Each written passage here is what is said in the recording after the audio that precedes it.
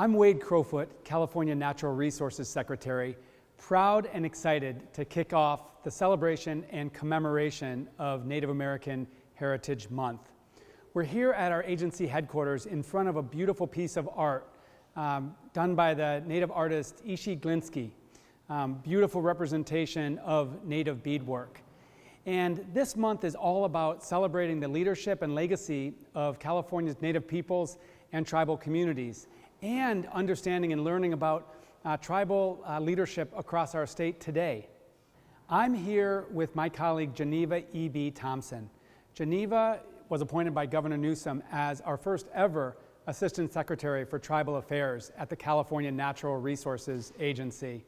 Geneva, what would you suggest we keep in mind and really think about and elevate as we commemorate Native American Heritage Month? Yeah, it's important for folks to, as we're thinking about Native American Heritage Month, really to remember and understand the deep histories and connection that California Native Americans and tribes have with this land and place. And it wasn't until colonization and state-sponsored genocidal acts that those societies were really disrupted. So keeping that history in mind is really important as we're looking at today and working with tribal communities today, because those historical wrongs are being felt, but also folks are coming together and revitalizing their cultures, revitalizing their ceremonies, and it's a time of growth and celebration, which we should also be very excited about.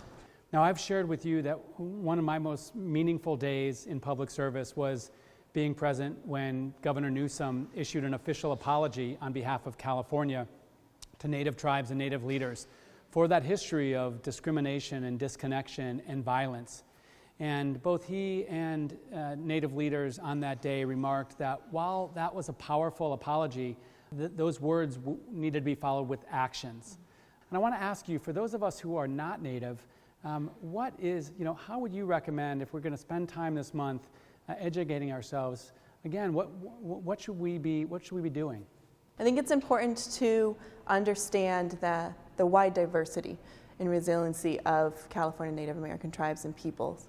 There's over 100 federally recognized tribes and over 60 non-federally recognized tribes just within the state of California. And each tribal government has its own tradition, culture, ceremony, and bring a wide variety of diversity here, not only in their communities, but for the broader state. And so for non-Native folks, I think it's important to take a moment to see whose ancestral lands you're residing on and learn the specific histories of those tribal governments on those ancestral lands that folks are residing on.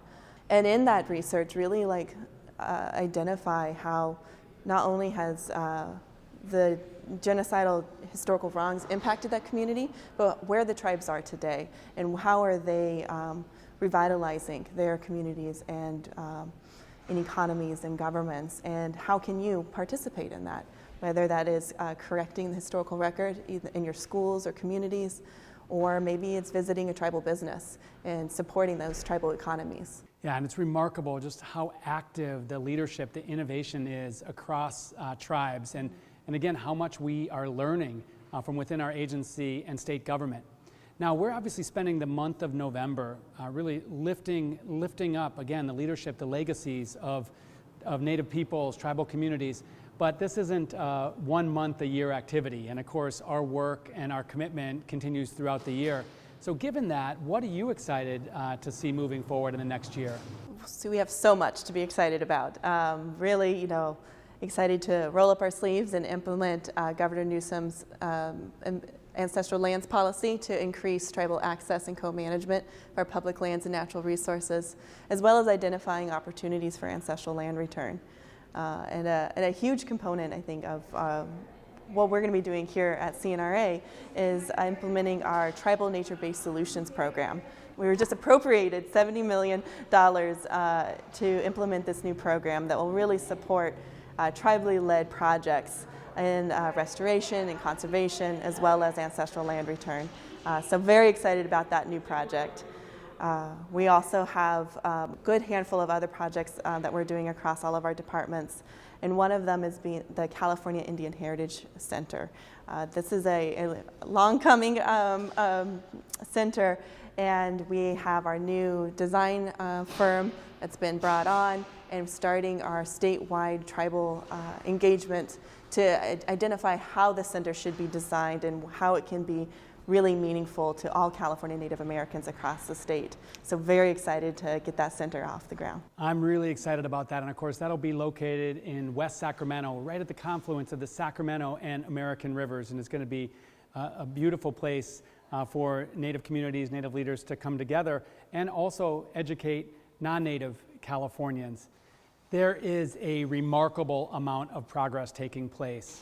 A couple of other key projects we're partnering on are expanding our Tribal Conservation Corps to help young tribal members get involved in careers in conservation and environmental protection.